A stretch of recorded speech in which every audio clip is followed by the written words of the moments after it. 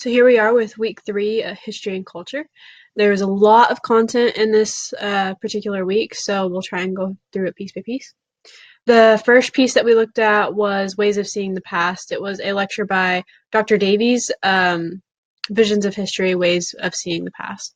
So what he talked about was how in the greater sense of whenever we look at history and we look at important people in the past or specific times in the past, we look at these big political movements or political individuals and or military individuals, and we kind of look at these big figures in history rather than looking at the entrepreneurs and innovators who really truly make society what it is today and what it was in the past.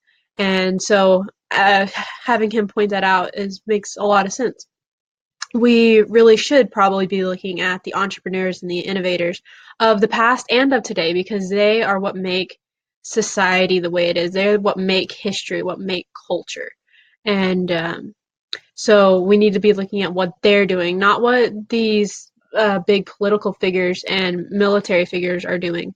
Because that's what we tend to focus on when in reality, and think that it's what shifts society in certain directions. But what really does is the entrepreneurs and innovators. And so that's what we really need to be paying attention to. The next thing we looked at was a 10-part lecture series by Paul Cantor. Each of the lectures is about an hour and a half, and there's 10 of them. So he kind of went through each different type of media or art and explained, why capitalism is so important when it comes to art. And that actually does work. A lot of people will try to dismiss the fact that capitalism will increase art and the ability to make art and for artists to pursue their dreams. They think that capitalism and the market gets in the way of art, when in reality, a lot of the times it's what pushes art to be great. And the appeal to the masses isn't necessarily a bad thing. So he went over, art in the forms of paintings, poetry, literature, movies, TV shows, video games. He went through all these different types of art and how commerce affects them. So Cantor kind of goes through the 3 main ways an artist can actually make art and the way that they can be supplied to make art. And so those 3 ways are government assistance, patronage, and free market. So out of these 3 ways, a lot of people will like to say that the government assistance is the best way because, an artist needs freedom, and this will give them the funds to do what they want to do without having to, succumb to the market or, the masses or one patron.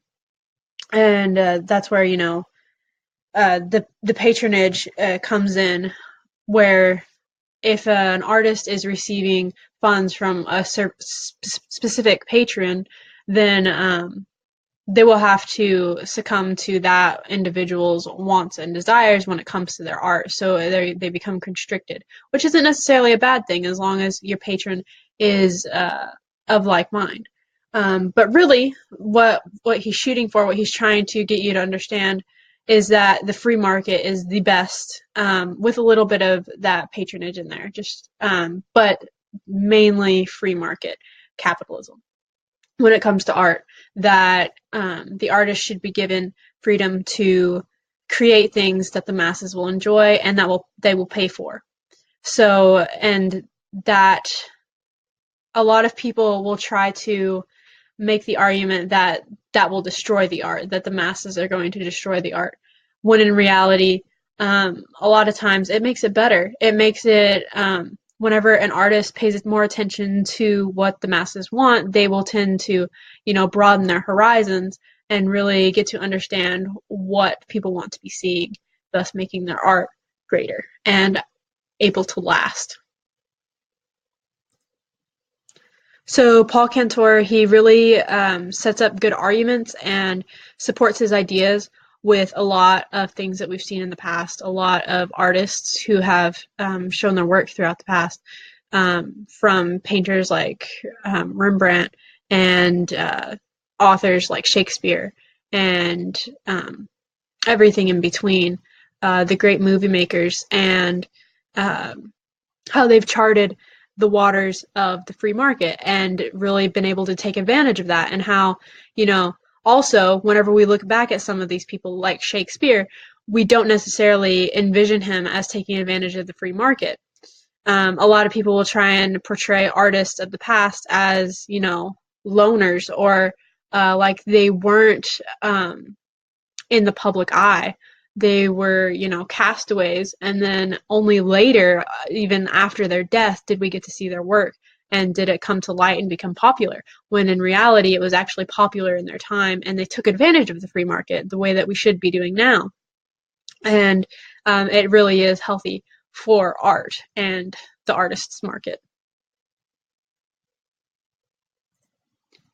So all in all, this was a really great lecture series to go through and really understand the way that culture and history and commerce kind of blend together, and what has worked in the past and what will indefinitely work in the future.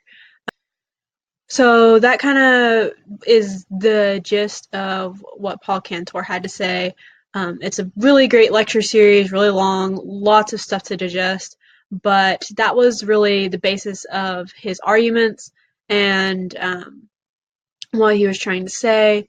Really going through, you know, each of the different types of art and how they relate to commerce, and um, how they act in a free market, and how the free market will actually better them, and instead of, you know, putting a damper on them, which is what a lot of people would like to believe, is that it will limit the artist in their ability to make great art.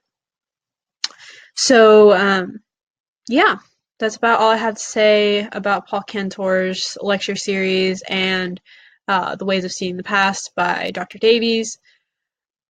Um, yeah, see you next week.